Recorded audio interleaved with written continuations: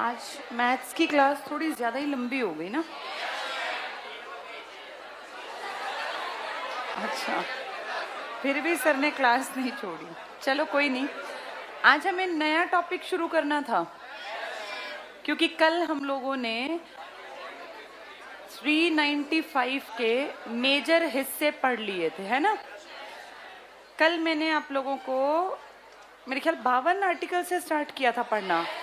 52, 56, 58, 63, 64, 65, 69, बीच में 60, 61, 72, ये सबको पता होने चाहिए क्यों बोले जा रहे हैं। 76, 80, 79, 81, फिर 122, 123, 24, फिर ऐसे ही 148, 143 भी था, फिर 200 के बहुत सारे, ये सब हमने पढ़ लिए। और आज अब देखो टाइम कम है, मुझे 2:15 कह देंगे क्लास छोड़ दो, आधे घंटे में हमें बहुत इंपॉर्टेंट टॉपिक शुरू करना है। और आज हमें बातचीत करनी है कि हमारे भारत में राज्य का गठन कैसे हुआ, जितने राज्य हैं वो कैसे बने। सब लोग क्लास में 15-20 मिनट समझ लो, फिर 10 मिनट हम जितना बन पड़ेगा उतना टॉपिक किताब से पढ़ेंगे। हम अच्छी तरह जानते हैं जब भारत आज़ाद हुआ तो भारत 2 तरीके से विभाजित था। ये 2 विभाजन अंग्रेजों के किए हुए थे। कुछ इलाके उन्होंने डायरेक्ट अपने पास रखे थे और कुछ इलाके उन्होंने छोड़ दिए थे। ये जो इलाके इनके पास थे इसे हम कहते थे ये कैसा भारत है, ब्रिटिश भारत। और जो इलाके इनके सीधे अधिकार में नहीं थे वो देसी रियासतें, 99.9% देसी रियासतें चाटुकार थे, चापलूस थे। किसको खुश रखते थे? तभी ये बने हुए थे, वरना इनको कभी का मार डालते, वो इनके कब्जे कर लेते इलाकों पे। इन 2 भारत की तस्वीरों को एक बनाने के टाइम पर अंग्रेजों ने कहा कि हम तुम्हें पावर का क्या कर रहे हैं, ट्रांसफर। और पावर का ट्रांसफर कर रहे हैं तो हमें नहीं पता तुम क्या करोगे। हमारे जो इलाके मान लो ब्लैक वाले, ये हमने तुम्हें दे दिए ब्रिटिश भारत के। अब जो रह गई देसी रियासतें वो संख्या में इतनी बड़ी थी कि अगर उनकी मर्जी चलती तो भारत नाम की जगह बचती ही नहीं पूरे मैप पर। और अंग्रेजों ने बहुत चालाकी से ये सोच लो कि ये येलो वाले इन 565 को कहा कि तुम्हारा मन करे तो हम अपने इस भारत को जो जा रहे हैं ना, 2 हिस्सों में, 2 देशों में बांट के जा रहे हैं, एक पाकिस्तान और एक भारत। अब तुम सब देसी रियासतों का ब्रिटिश भारत तो हम दे देंगे भारत को, क्योंकि ब्रिटिश भारत मेनली भारत ही था, लेकिन देशी रियासतों को इन्होंने कहा। उसके बाद जो बच गया पाकिस्तान का एक हिस्सा जहां मुस्लिम ज्यादा, तुम्हारा मन जैसा करे वैसा करना, चाहो तो पाकिस्तान का हिस्सा बन जाना, चाहो तो भारत का। और तीसरा जानबूझ के आग में घी डालने का काम कर गए और बोले चाहो तो क्या रह जाना, स्वतंत्र। अब इन 565 में से कुछ लोगों के दिमाग पे फितूर था, इनमें से 13 चले गए पाकिस्तान में। हमें कोई दिक्कत नहीं, क्योंकि वैसे भी वो मुस्लिम बाहुल्य थे और उनकी टेरिटरी लगती भी पाकिस्तान के साथ थी। अब हम जबरदस्ती कहें कि पाकिस्तान के इलाके को उठा के हम भारत में इंक्लूड करें, पॉसिबल नहीं था। तो ये 13 चले गए, हमें दिक्कत नहीं है। कितने बच गए? 552। तभी 13 में 565 बनेंगे ना। इन 552 में से 500 ये लगा लो 549 कह रहे थे हम भारत का हिस्सा बन जाएंगे। डर मान लो, खौफ मान लो, भय मान लो, लेकिन वो भारत में शामिल होने को तैयार थे। क्वेश्चन था 3 का, जो मैंने बहुत बार तुम्हारे सामने बात की।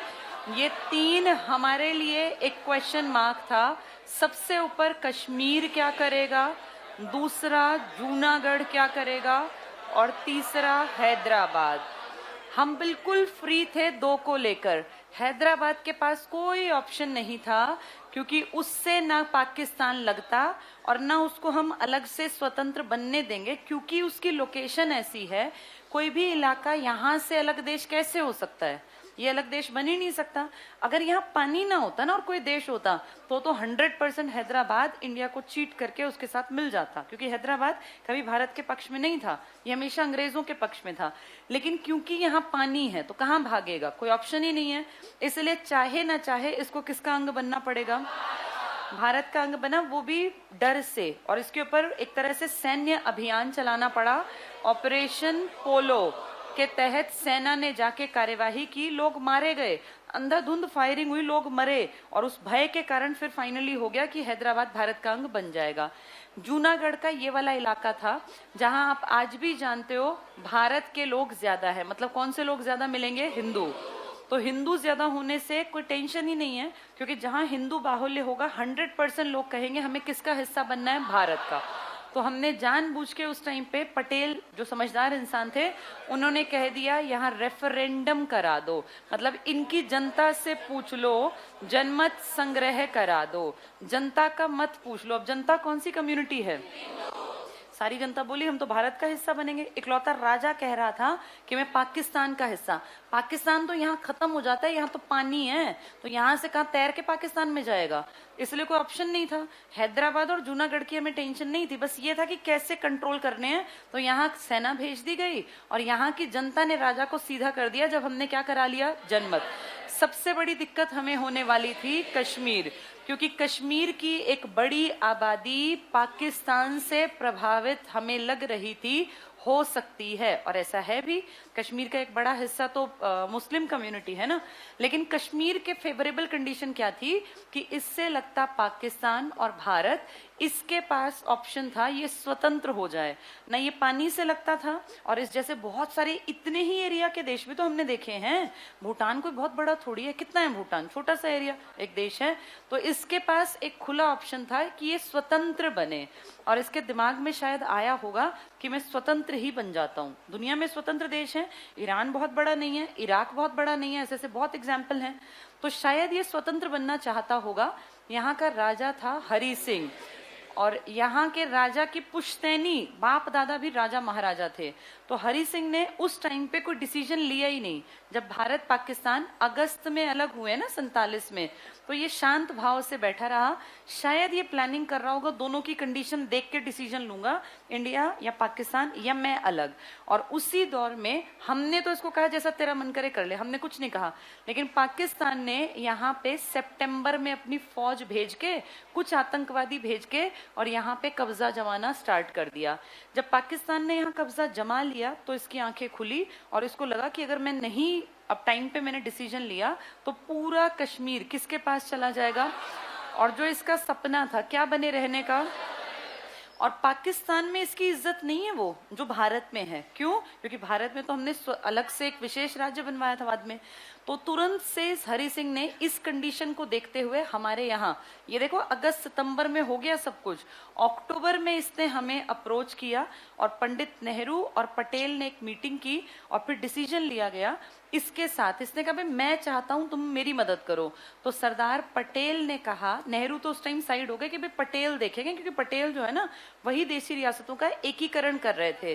तो पटेल ने कहा कि देखो भाई हम अपनी फौज भेज के इससे बचा लेंगे तुम्हें। अब ऐसा ना हो ना पूरे को कवर कर ले 2-4 महीने में, लेकिन उस फौज को हम तब भेजेंगे जब हमें तुमसे भी तो कुछ उम्मीद हो।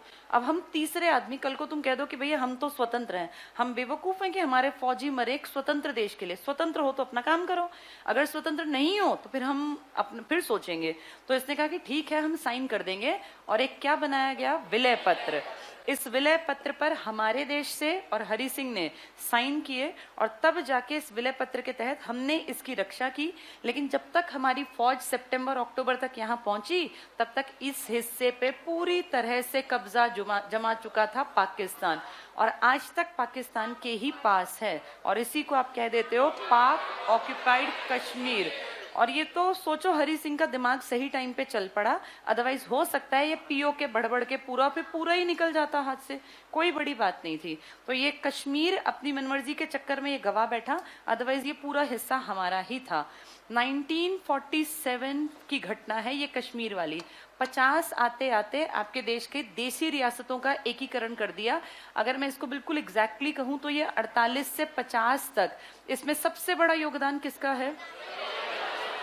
मैंने कभी तुम्हारी क्लास में जिक्र किया होगा कि जब आईएएस आईपीएस है ना उस टाइम पर, तो जब देश आजाद होने वाला था तो कुछ लोगों ने कहा कि ये जो डीसी और ये कमिश्नर है ना ये बकवास है, ये अंग्रेजों की देन है, इनको मत बनाओ। तब पटेल ने क्या कहा था कि मैं तब रहूंगा देश की राजनीति में अगर ये आईएएस आईपीएस होंगे, वरना मैं नहीं हूं, फिर मुझे भूल जाना। क्यों कहा इन्होंने ऐसा? क्योंकि इनका साथ देने वाला भी एक आदमी बहुत बड़ा, ये भी तो सचिव था, ये भी तो आईएएस था। मेनन का नाम तुमने कभी राजनीति में सुना हो? वीपी मेनन। ये भी उस टाइम पे जैसे आज डीसी होते हैं ना, या कमिश्नर होते हैं, आयुक्त उपायुक्त, ये थे। और पटेल के कारण आज तुम्हारे देश में आईएएस, आईपीएस और आईएफएस हैं। नहीं तो तुम्हारी जब राजनीति की शुरुआत हुई थी ना, तो संविधान लिखने वाले कह रहे थे कि ये सब अपनी मनमर्जी चलाते हैं। मनमर्जी इसलिए चलाते हैं क्योंकि ये सब दिमागदार है, और जब ये दिमाग की बात करते हैं तो ये अनपढ़ आधे लोगों को पसंद नहीं आती, जो कि बड़े बड़े ओहदों पे बैठे हैं। तो इसीलिए इनका विरोध हुआ था बड़े पैमाने पर कौन इनके पक्ष में खड़ा हुआ था? और आज तक ये सेवाएं एज इट इज हैं। और मैंने आपको कई बार बताया कि डीसी को डरने की या दबने की जरूरत नहीं पड़ती, क्योंकि वो आईएएस है। उसको कोई भी राज्यपाल या कोई भी सीएम या कोई आपके राज्य का मंत्री हटा नहीं सकता, कैडर यही मिलेगा उसको। वीपी मेनन और एक आदमी इसमें और था इम्पोर्टेंट, ये जो जिसने हमारा जो लास्ट ये था ना, जिसका प्लान भी था भारत पाकिस्तान को अलग करने का, माउंटबेटन। माउंटबेटन क्यों कह देते हैं? क्योंकि माउंटबेटन ने शुरुआती थोड़ी सी हेल्प की थी हमारी, कि चीजों को कैसे हम मैनेज करें। ये आपके देश में मार्च 1947 में आया था, और ये जून 1948 तक आपके देश में रहा। तब तक इसने एक बेस तैयार कर दिया था। मतलब पटेल को देखो, अकेले को काम करना बड़ा मुश्किल होता है, कोई ना कोई हेल्पिंग हैंड चाहिए। तो ये 3 लोग हैं, लेकिन सबसे इंपॉर्टेंट का नाम क्या लोगे? पटेल। जिसने क्या किया? भारत की देशी रियासतों का एकीकरण। एकीकरण तो कर दिया, भारत भी बन गया, लेकिन जबरदस्ती से इकट्ठे किए हुए लोगों को कितने लंबे टाइम तक आप चला पाएंगे? नहीं चला पाएंगे। इसलिए उन लोगों के मन की थाह लेने के लिए एक कमीशन बनाया गया, धर कमेटी। एक कमेटी बनाई गई। हाँ, एस के धर, बिल्कुल। धर कमीशन को कहा गया, 1948 की घटना है ये, आजादी के तुरंत बाद ये सब काम हुआ। कहा गया सर आप एक बार देखो जरा पूरे देश में किस आधार पर हम लोग राज्य बनाएं। तो धर ने कहा कि कुछ भी बनाओ, लेकिन भाषा को मत बनाना, भाषाई आधार पे भारत का बंटवारा मत करना। ये बात इसने कही। इसकी बात जब रखी गई सामने तो विरोधी आ गए कि ऐसे कैसे भाषा के आधार पे तुम नहीं बनाओगे राज्य। तो कहा कि ठीक है, शांत रहो, एक और कमेटी बनाते हैं, JVP, जवाहरलाल नेहरू, वल्लभ भाई पटेल और पट्टाभी सीतारमैया। ये 3 एक्सपीरियंस्ड बड़े समझदार आदमी हैं। इनकी कमेटी ने भी कहा कि किसी भी आधार पर, चाहो तो प्रशासन को देख लो, किसी आधार पर बना लो, कोई भी आधार, लेकिन क्या मत रखना। यानी स्टार्टिंग में ये क्लियर था कि भारत का भाषाई आधार पर बंटवारा करना गलत होगा। ठीक है, गलत होगा तो और सोचेंगे। उस सोचेंगे की लड़ाई चलते चलते चलते डिसीजन ले ही नहीं पाए। और उसी दौर में जो जिनके ऊपर कंट्रोल किया था ना, कौन थे ये? हैदराबाद। उस टाइम हैदराबाद और तमिलनाडु एक ही था, यानी आंध्र प्रदेश, तेलंगाना और तमिलनाडु, जिसको तुम आज कहते हो 3 हिस्से, ये पूरी एक बेल्ट थी। और इस बेल्ट में ऊपर के हिस्से में तेलुगु बोलने वाले, इसका मतलब समझो आज का आंध्र प्रदेश और तेलंगाना, और नीचे के हिस्से में तमिल बोलने वाले। और हम अच्छी तरह जानते हैं ओल्डेस्ट भाषा तमिल है, लेकिन बड़ी भाषा तेलुगु है। ये आपस में लड़ेंगे ही लड़ेंगे। तुम्हें लगता होगा दोनों का नाम त से ही स्टार्ट होता है, क्या लड़ने की जरूरत, एक जैसी है, लेकिन जमीन आसमान का अंतर है। ये ऐसी लड़ाई है जैसी पंजाबी और हरियाणवी में थी। याद है, हरियाणवी वालों ने, हरियाणा वालों ने तमिल बना ली अपनी भाषा, क्या नहीं बनाई? यहाँ एक आदमी की समझ में तमिल नहीं आती, लेकिन हमने कहा अगर हम पंजाबी रखेंगे तो फिर वो कहेंगे तो अलग ही क्यों हुए थे। तो अपनी बात को बस ठीक रखने के लिए हमने 1900 कब बनाई थी? 66-67 में, और 2010 तक तमिल को अपनी सेकंड। कितनी अजीब बात है कि जिसको कोई समझता नहीं, बोलता नहीं, जिसका एक अक्षर हमें नहीं आता, वो हमारी सेकंड कौन सी नहीं बनने दी? हरियाणवी, पंजाबी। ऐसे ही है, ऐसे ही है। हमारे लिए तो सेम, लेकिन इनको लगता था कि यार हम इकट्ठे कैसे। तो यहाँ पे एक लोकल लीडर था जिसका नाम था रामुल्ला। उसने भूख हड़ताल कर दी, क्योंकि याद करो हैदराबाद को वैसे भी मार पीट के अपने भारत में हिस्सा बनाया था हमने। हैदराबाद एंटी तो था, तो यहाँ के लोगों में इन लोगों के प्रति वैसे भी नेगेटिव फीलिंग थी। तो इन्होंने कहा ये जो धर समिति कह रही है ना, और JVP, ये तो चाहते ही हैं कि हमारा कोई ध्यान न रखे, और इसलिए मुझे भूख हड़ताल पे बैठना पड़ेगा। इनका लोकल लीडर, बड़ा लीडर, और कहते हैं 56 दिन तक भूख हड़ताल करके फाइनली उसकी डेथ हो गई। इस डेथ का नुकसान ये हुआ कि जनता के बीच में फैला कि अंग्रेज चले गए, लेकिन आज भी भारत में लोग भूख हड़ताल करके मर रहे हैं और किसी के कान पे जूं तक नहीं रहेंगी। ये आवाज यहाँ से उठी और आसपास के पूरे इलाके में लोगों ने रेल की पटरियां उखाड़ दी, बैंक जला दिए, और जैसे अंग्रेजों के टाइम में करते थे। ये जल्दी ही पूरे भारत में फैलता। उससे पहले दिल्ली में पंडित जवाहरलाल नेहरू, क्योंकि उनकी सरकार थी तो उनकी जिम्मेदारी थी, उन्होंने आनन फानन में एक आदमी था जिसका नाम था फजल अली।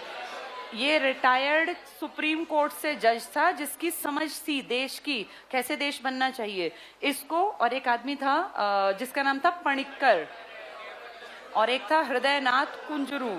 इन दोनों को कहा, इसको और इन दोनों को, कि तुम लोग पूरे देश की विजिट करो, देखो कितने राज्य बनने चाहिए, किस आधार पर। फाइनली जो दो पिछले वाले कौन कौन थे, वो धर और जेवीपी की बात को बिल्कुल काटते हुए इन्होंने भारत का जो डिवीजन किया वो किस आधार पे किया, भाषाई आधार पर। और 1953 के इस शाह कमीशन की रिपोर्ट, फजल अली की रिपोर्ट 1955 के दिसंबर में आई, इसलिए बहुत सारी किताबें लिखती हैं 1956। और इन्होंने कहा था 16 राज्य बना दो और 3 यूनियन टेरिटरी, लेकिन फाइनली 14 राज्य बने और 6 यूनियन टेरिटरी। आज ये बढ़ते बढ़ते 28 और 8 पे आके रुक गए हैं। इसका मतलब इतना करने के बाद भी आपके देश में लगातार काम होता गया। ये काम हुआ कैसे? अब फिर वापस आते हैं जो हम कई दिनों से पढ़ रहे थे, भाग 1, आर्टिकल 1, 2, 3, 4। 1 में तो भारत राज्यों का संघ था, 2 में लिखा था अगर हम भारत से बाहर का कोई हिस्सा, कोई अंग अपने देश में शामिल करें तो उसके लिए क्या प्रावधान होगा। क्या आज तक तुमने, इतने साल बीत गए, किसी देश का कोई हिस्सा लिया है?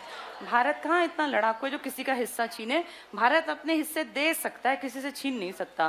3 में हमने लिख दिया हम अपने देश का आंतरिक, अंदर ही अंदर अगर नए राज्य का निर्माण करें तो उसके बारे में आर्टिकल 3 है। फिर कहा कि 2 और 3 से जितने नए राज्य हम ऐड करेंगे, इसके लिए हमें संविधान में कोई चेंज करने की जरूरत नहीं है। चेंज किस अमेंडमेंट, इसमें आर्टिकल में 368, तो कह दिया इससे कोई लेना देना आपका नहीं है जब आप 2 और 3 की बात करेंगे। तो ये सारी बातें कहाँ लिखी हैं? भाग 1 में। पहले में आपके देश की जानकारी है, आपके राज्य की जानकारी। अब याद करो, अनुसूचियां भी पढ़ी हुई हैं तुमने। पहली अनुसूची में किसकी जानकारी थी? देश की और राज्य की। और एक अनुसूची तुमने चौथी भी पढ़ी थी, याद करना, जिसमें राज्यसभा की सीट थी। तो अगर कोई नया राज्य बनेगा तो क्या राज्यसभा की सीटें भी बनेंगी? ऑब्वियस सी बातें बनेंगी। जैसे हमने देखा था तेलंगाना में कितनी सीटें हैं? 17-7। आंध्र प्रदेश में 25-11। पहले ये सारी सीटें किसकी थी? आंध्र प्रदेश की। ये सीटें बंटवारा हुआ तो ये बंटवारा लिखना पड़ता है, कितनी सीट कहाँ गई, कौन सी अनुसूची में? चौथी में। यानी एक राज्य के आने से या एक राज्य के बढ़ने घटने से आपकी 2 अनुसूचियां बदलती हैं, एक पहली और एक चौथी। समझ में आ गया? ये पेपर में ऐसे ही घुमा के देंगे कि एक नया राज्य बन गया तो कौन कौन सी अनुसूचियां बदली जाएंगी, 5वीं, 6ठी, 3री, 4थी, पहली, चौथी। तो कौन सी? पहली और चौथी। अब थोड़ी किताब उठाओ, ये बेसिक बातें सारी अगले चैप्टर में है। हमने पेज नंबर कितना पढ़ा था लास्ट? हाँ, ये कंप्लीट हो गया ना हमारा। पेज 48 कंप्लीट हुआ था। अब आ जाओ 54 पर। हेडिंग है संघ और उसका राज्य क्षेत्र, यूनियन एंड इट्स टेरिटरी। सबसे पहले पहला पॉइंट पढ़ो। संविधान के भाग 1 के अंतर्गत, अंडरलाइन कर लो, भाग 1 अनुच्छेद 1 से 4 तक संघ और उसके राज्य क्षेत्र के बारे में प्रावधान।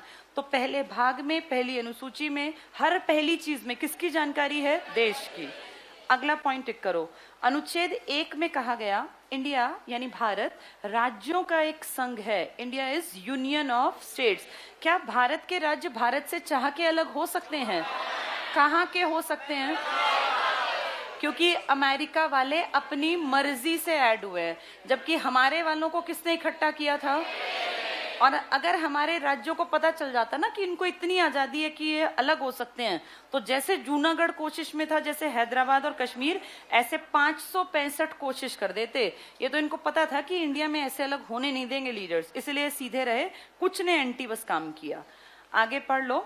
तो अनुच्छेद 1 में यूनियन ऑफ स्टेट्स कहा गया, इसमें पढ़ेंगे, ये व्यवस्था दो बातों को स्पष्ट करती है, अंडरलाइन करो। एक देश का नाम बताती है, क्या नाम बताया? इंडिया इज यूनियन, तो इंडिया। और दूसरी राज पद्धति, कि तुम कैसे इकट्ठे हो, जबरदस्ती के राज्य इकट्ठे कर रखे हमने, सच्ची बात यही है ना।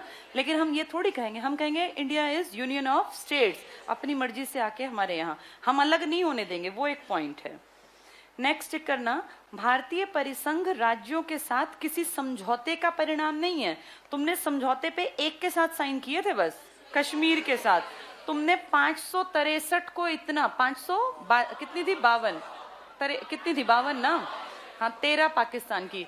इनमें से तुमने हर एक को इतनी आजादी थोड़ी दी थी कि कागज लिख लाओ और उस पे हमारे पटेल या नेहरू साइन करेंगे।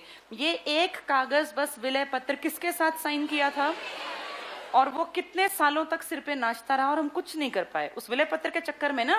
1950 से और 2019 तक हर चीज में तो मर्जी चलती थी, सेना कुछ कर ही नहीं पाती थी। तुमने देखा कितनी बार सेना पे स्टोन पेल्टिंग करते थे, कैसे कैसी खबरें। तो इसलिए तो क्योंकि साइन कर रखे थे किस पर, क्या इन बाकियों के साथ भी विलय पत्र था?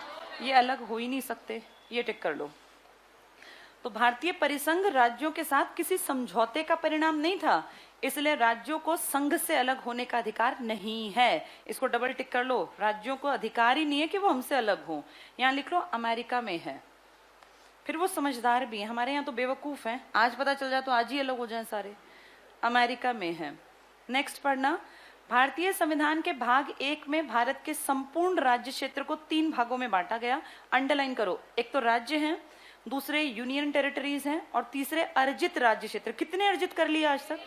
एक भी नहीं किया ना, हमारे बस की, हम किसी से लड़ नहीं सकते। पढ़ लो इसमें, वर्तमान में भारत में, अंडरलाइन करना, 28 राज्य और 8 यूनियन टेरिटरी हैं, जबकि अर्जित राज्य की सूची में कोई क्षेत्र शामिल नहीं है। हमने तो अपने इलाके दिए ही दिए हैं, हमारे कई इलाके, पीओ के भी तो हमारा ही था कायदे से, और ऐसे ही एक अक्साई चिन्ह भी हमारा था, और एक और भी है ना, बेरूबारी विवाद, मैंने पुराने बच्चों को पता भी होगा। अब देखो, जब भारत आजाद हुआ ना, तो भारत को आजाद करने के टाइम पे एक प्रॉब्लम आई, कौन सा हिस्सा पाकिस्तान कौन सा भारत, तो उसका डिसीजन भी अंग्रेज ले गए। और अंग्रेज, भारत और पाकिस्तान के बीच में याद है एक लाइन है, रेड क्लिफ। उसका नाम रेड क्लिफ क्यों है? क्योंकि जिस आदमी ने वो खींची थी नक्शे पे, उसका नाम रेड क्लिफ था।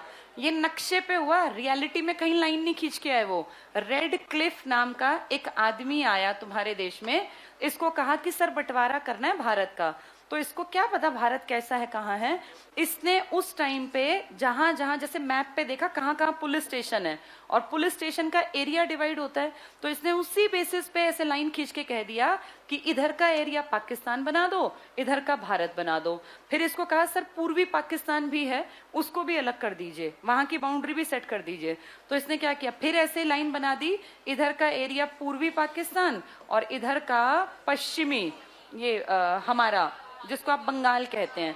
बंगाल के 2 हिस्से थे ना, एक पूर्वी बंगाल, तो इन्होंने पूर्वी बंगाल का नाम क्या रख दिया, पूर्वी पाकिस्तान, और आपके पास क्या रह गया, पश्चिमी बंगाल। ये तो बाद में जाके फिर बांग्लादेश बना 72 में। मैंने शायद कल परसों आपको बताया भी था कि बहुत सारे लोगों के साथ ऐसा हुआ कि उनके शादी ब्याह 2 महीने पहले तो भारत में हो रहे थे, 2 महीने बाद उनकी ससुराल पाकिस्तान में मिली। तो वो कैसे आए जाए, किसी के प्लॉट पाकिस्तान में, किसी के घर खेत पाकिस्तान में और घर भारत में, ये बहुतों के साथ हुआ। अब वो रातों रात उठा के सारा सामान कैसे भागे, क्योंकि बहुत सारी जमीन पाकिस्तान में। यही सेम दिक्कत हमारे साथ भी आई, क्योंकि जिस आदमी ने ये काम किया उसको क्या मतलब था कि यहाँ भैंस अलग जगह बनती है और आदमी अलग जगह रहता है, उसके लिए सबका सब हिस्सा अलग काट दिया तो काट दिया। उसको नहीं पता ना कि 1 किलोमीटर के दायरे में भी गाँव फैला हो सकता है। उस बेवकूफ़ी के कारण हमें नुकसान हुआ। और ये तो चलो पीओके के तो पंगेबाजी थी ही थी, सबसे बड़ी दिक्कत हमें आज़ादी के बाद आई, जब हमारे इस बांग्लादेश जो बाद में बनेगा पूर्वी पाकिस्तान के साथ, पश्चिमी बंगाल में एक जिला पड़ता है जलपाईगुड़ी, सुना है ये नाम? जलपाईगुड़ी में एक हिस्सा था बेरूबारी इसको बोलते हैं, बेरूबारी, कहीं कहीं बाड़ी भी लिखा है, वो एक ही है। बेरूबाड़ी या बेरूबारी विवाद हुआ। क्यों विवाद हुआ? क्योंकि ये पूरा तो था बांग्लादेश और इस हिस्से में मुसलमान बहुत ज्यादा थे, मोमडन लोग बहुत ज्यादा, इनफैक्ट सारे ही मुसलमान थे। तो वो सारे मुसलमान किस देश का हिस्सा बन गए? भारत का। ये भारत है ना, ये पाकिस्तान। तो अब उनको डर है कि भाई जिस इलाके में हमारा गांव आ गया इसमें तो हिंदू बाहुल्य है और जब भी कभी लड़ाई झगड़ा होगा तो ये हमें मार देंगे। तो वो डर के मारे चाहते हैं कि हमें किसका अंग बना दिया जाए? पूर्वी पाकिस्तान का। लेकिन पूर्वी पाकिस्तान में ऐसे कैसे मिलेगा? क्योंकि लाइन तो उसने खींच दी इस तरफ, अब ये फंस गया। उस आदमी ने इस गांव के बारे में लिखित में नहीं कुछ रखा था, ये सिर्फ ये था कि ठीक है ये वाला हिस्सा भारत का। 1952 में जब पाकिस्तान थोड़ा सा संभला और हम भी संभले, क्योंकि तब तक ये हो गया भाई ठीक है अपना अपना एरिया अलग अलग, तो 52 में एक क्वेश्चन मार्क बना कि क्या बेरूबाड़ी सच में भारत का हिस्सा होना चाहिए या पाकिस्तान का? और ये विवाद बढ़ता गया बढ़ता गया बढ़ता गया कई साल तक, 1958 तक। फिर 58 आते आते जब नेहरू की एक पकड़ बन गई ना मजबूत देश की राजनीति में, तो उसने फिर राष्ट्रपति राजेंद्र प्रसाद को कहा कि सर ये ना है तो गलत ही, जिस तरीके से यहाँ पे हमने ये देखो, अगर कहीं पे हिंदू मुस्लिम दोनों है तो लॉजिक है, लेकिन पूरी तरह से मुस्लिम बाहुल्य इलाका और अंग किसका बना दिया? तो ये गड़बड़ है। तो उसने जब ये नेहरू जी को ये प्रॉब्लम दिखी तो इन्होंने कहा राजेंद्र प्रसाद को, क्योंकि भारत के राष्ट्रपति थे, कि सर आप एक काम करो, राष्ट्रपति से सलाह कर, इससे सुप्रीम कोर्ट के चीफ जस्टिस से सलाह कर लो कि क्या करें क्या ना करें। राजेंद्र प्रसाद ने आर्टिकल 143 के तहत उस टाइम के सुप्रीम कोर्ट के चीफ जस्टिस को कहा कि सर हमारी सरकार फंसी हुई है, एक मामले में आपकी राय चाहिए। तो उसने 4 जजेस की एक बेंच बनाई, उन्होंने डिस्कशन किया और कहा कि अगर इस स्थिति में बेरूबाड़ी को हम अपने पास रखेंगे ना, तो जो बेरूबाड़ी की जनता है वो भी दुखी रहेगी और आसपास के लोग भी दुखी रहेंगे। तो एक बहुत बेहतर तरीका है कि इस गांव को आप किसका अंग बना दें, हमें कोई दिक्कत नहीं है, क्योंकि कायदे से वो कभी भारत को अपना मान ही नहीं पाएंगे। इस तरह से बेरूबाड़ी का विवाद अंत हुआ 1958 में।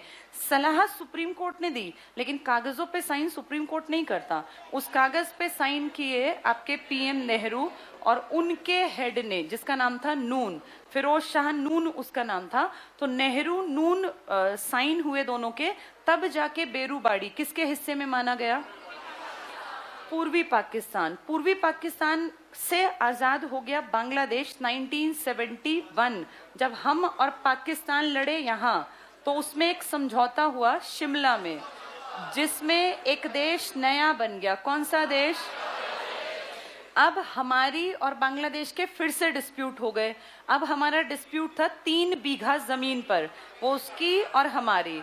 तो वो 3 बीघा 1975 में इतना बड़ा बन गया कि 1975 खिंचते खिंचते खिंचते पता नहीं कितने पीएम कितने राष्ट्रपति, फाइनली जाके 2015 में आपके संविधान में एक चेंज किया, 100वां संविधान संशोधन, जिसमें आपके नरेंद्र मोदी जो आपके प्रधानमंत्री थे 2015 में, इन्होंने अपनी तरफ के छोटे छोटे से 111 इलाके, बहुत बड़ी आबादी नहीं थी, लेकिन ये था कि भाई वो इलाके देने पड़ेंगे, और उन्होंने हमें दिए 51 इलाके, बहुत छोटे छोटे।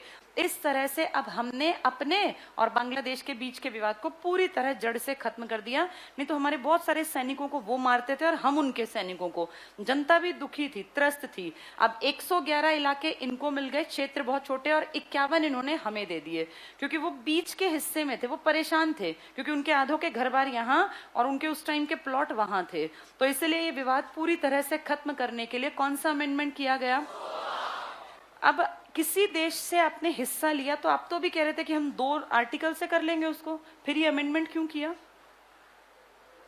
क्योंकि ये विवाद बहुत बड़ा था और इसको कल को कोई दिक्कत ना आ जाए। जैसे आप आर्टिकल 2 और 3 का यूज ना तब करते हैं जब जिस हिस्से को आप अपने हिस्से में शामिल कर रहे हैं कल को वो एंटी ना हो जाए, लेकिन जिस हिस्से को आपने अब लिया है ना, वहां पता नहीं कौन किस तरह की नीति बना के और कल को वहीं की जनता को एंटी कर दे।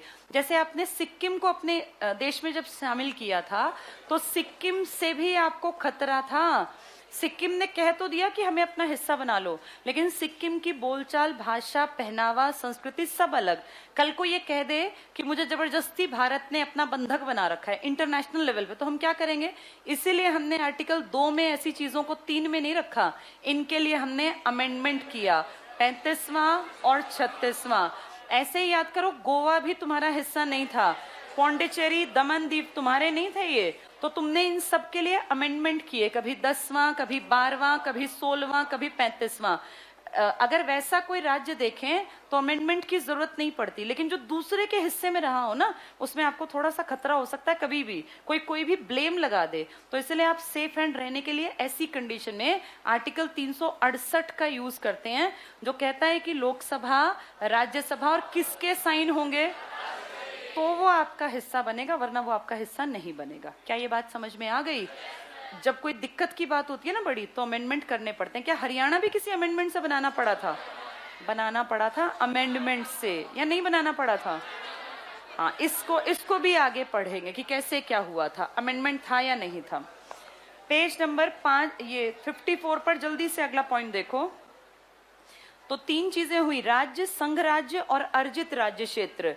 ठीक है, इसके बाद अगला पॉइंट हम पढ़ रहे हैं, वर्तमान में कितने राज्य हैं? 28, 8, अर्जित कोई क्षेत्र शामिल नहीं है।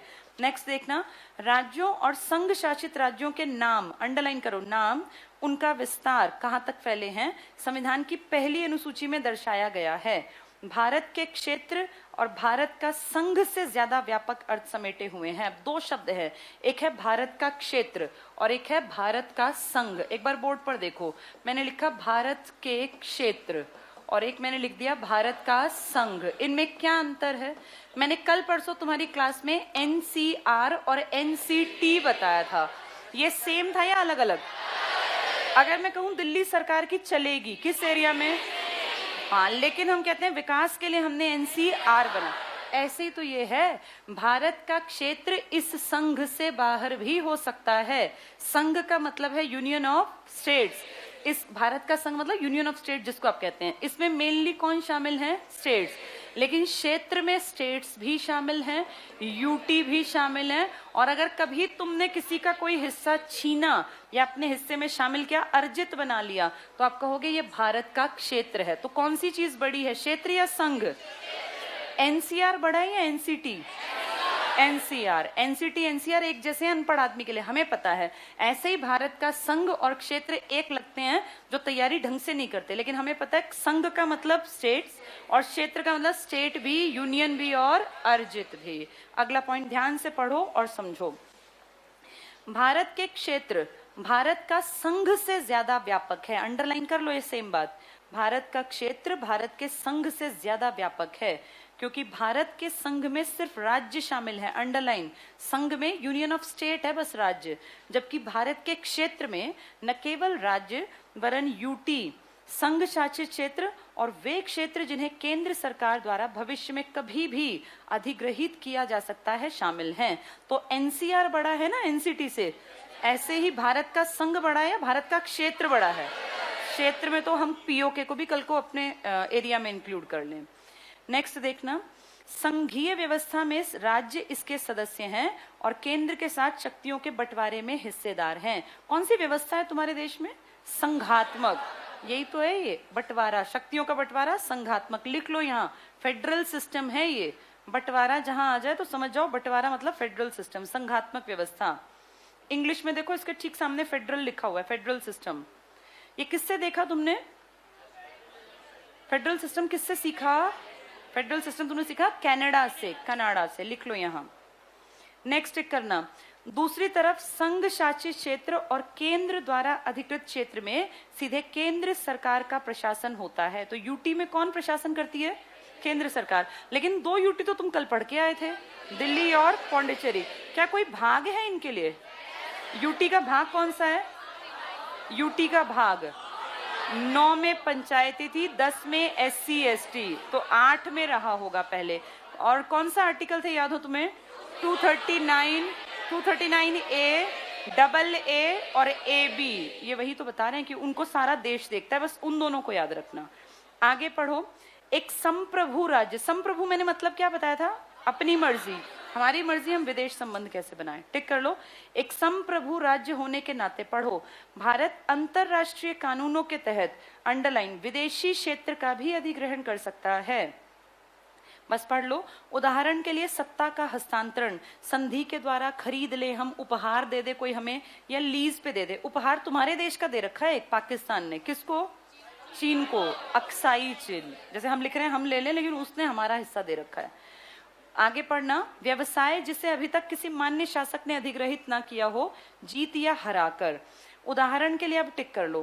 भारत ने संविधान लागू होने के बाद कुछ विदेशी क्षेत्रों का अधिग्रहण किया। ये क्या थे? अंडरलाइन करना। दादर और नागर हवेली, क्या सच में ये विदेशी क्षेत्र थे? ये हमारे थे। इन पे किसने कब्जा कर रखा था?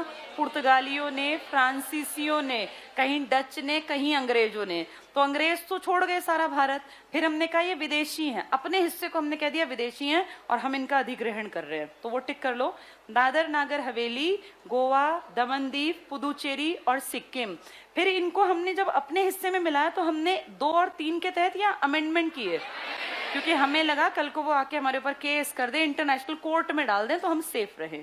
नेक्स्ट टिक करना।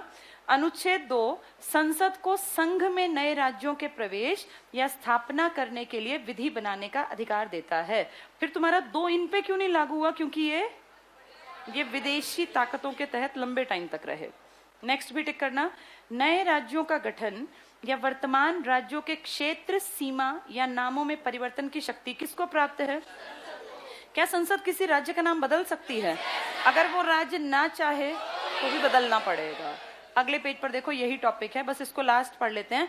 अनुच्छेद 3 के अनुसार अंडरलाइन करना, संसद साधारण बहुमत से किसी नए राज्य का गठन कर सकती है। ये गठन बाहर से होगा या अपने में से?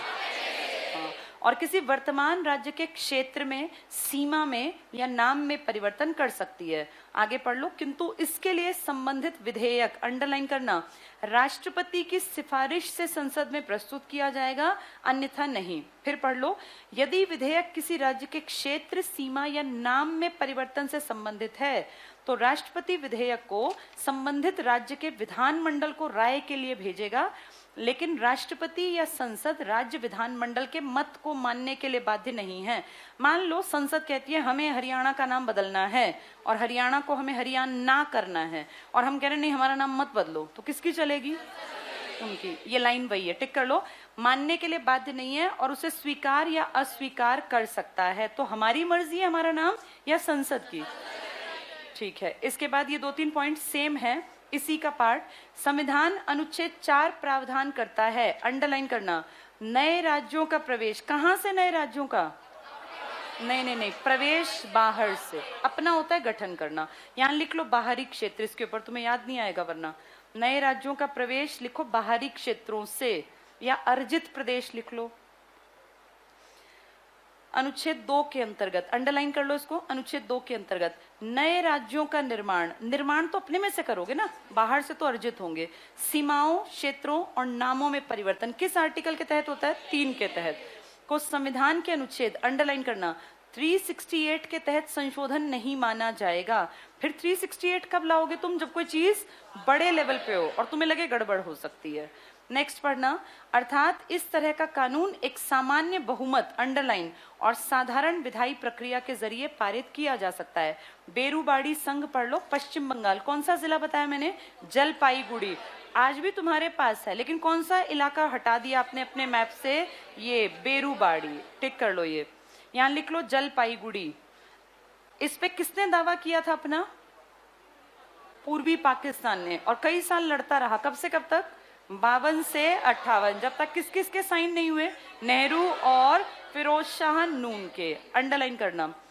बेरूबाड़ी मामले में पढ़ो इसको। सर्वोच्च न्यायालय के समक्ष राज्य के लिए प्रश्न आया कि अनुच्छेद 3 के अंतर्गत राज्यों के क्षेत्रों और सीमाओं में परिवर्तन की संसद की शक्ति में क्या किसी राज्य या उसके भूभाग को, इसको टिक करना, क्या किसी राज्य या उसके भूभाग को किसी विदेशी राज्य को सौंपने की शक्ति निहित है? अब मुझे बताओ, तुम अपना हिस्सा, एक हिस्सा किसको देने के लिए राजी हो गए थे? बेरूबारी किसका हिस्सा था? भारत का। और तुम किसको सौंपने वाले थे? पूर्वी पाकिस्तान को। तुम्हारे संविधान में लिखा था कि अगर सेकंड और थर्ड में तुम बाहर से कोई अर्जित करो, और इसमें लिखा था तुम अपने में से नया बनाओ। अगर तुम बाहर से अर्जित करो तो तुम एक चीज को अपने देश में ऐड कर रहे हो, यहां तुम ऐड नहीं कर रहे, यहां तुम क्या कर रहे हो, माइनस कर रहे हो। तो इसके लिए तुम्हारे संविधान में प्रावधान नहीं था, तो इसके लिए क्या अमेंडमेंट करना पड़ेगा? बिल्कुल, क्योंकि आपके संविधान की किताब में ये कहीं नहीं लिखा था कि अगर अपना हिस्सा हम कहीं बाहर वाले को देंगे तो उसके लिए आर्टिकल 2 या 3 में से कौन सा यूज करेंगे, इसलिए अमेंडमेंट करना पड़ा। ये टिक कर लो, इसको समझ के और ध्यान से टिक मार्क करना। क्या किसी राज्य या उसके भूभाग को किसी विदेशी राज्य को सौंपने की शक्ति निहित है? क्या तुम्हारे संविधान में ये ताकत है कि तुम अपना हिस्सा बाहर किसी को दे दो? ऐसा नहीं लिखा कहीं भी। ये अंडरलाइन करके पढ़ो इसको और फिर आगे समझो। न्यायालय ने कहा कि संसद साधारण विधि से ऐसा नहीं कर सकती, इसके लिए अनुच्छेद 368 के तहत संविधान संशोधन करना होगा।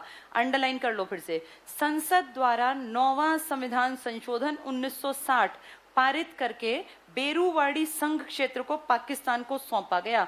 आपने दूसरों से छीनने के लिए तो आर्टिकल बना लिया, लेकिन अपना हिस्सा अपनी मर्जी से देने का कोई आर्टिकल नहीं बनाया। तो कौन सा अमेंडमेंट किया? 9वां। किसके संबंध में किया? बेरूवाड़ी। बेरूवाड़ी किस इलाके में था? जलपाईगुड़ी। कहां पड़ेगा? अगला पॉइंट लास्ट टिक कर लो। बेरूवाड़ी को पाकिस्तान को सौंपा गया। यहां लिख लो, जहां लिखा ना बेरूवाड़ी, यहां लिखो नेहरू नून समझौता 1958। उसके बाद 60 में दिया था, फिर ये 2 साल बाद नेहरू नून, वहां का हेड था ये नून, हमारे नेहरू। नेहरू नून समझौता सामने लिख दिया मैंने, पूरा नाम था फिरोज शाह नून। तो नेहरू नून समझौता, ये लड़ रहे थे हमसे 52 से, और कब जाके ये समझौता हुआ? 58। फिर इसको सारे इलाके को ट्रांसफर करने में और 2 साल लगे, 60 आ गया। फटाफट से लास्ट टिक कर लेंगे बस। 100वां संविधान संशोधन, लास्ट पॉइंट। अधिनियम 2015 के द्वारा कुछ भारतीय क्षेत्र किसको दे दिए गए? इस कुछ के पास लिख लो 111, और यहीं लिख लो 51 बांग्लादेश ने भारत को दिए। 111 भारत ने बांग्लादेश को और 51 बांग्लादेश ने भारत को। कौन सा अमेंडमेंट है ये? 100वां। तो तुमसे पूछे कि पूर्वी पाकिस्तान के साथ लगते 2 अमेंडमेंट कौन से हैं? एक 9वां और एक 100वां। 9वां बहुत पहले हो गया था, 100वां अब हुआ है। चलो।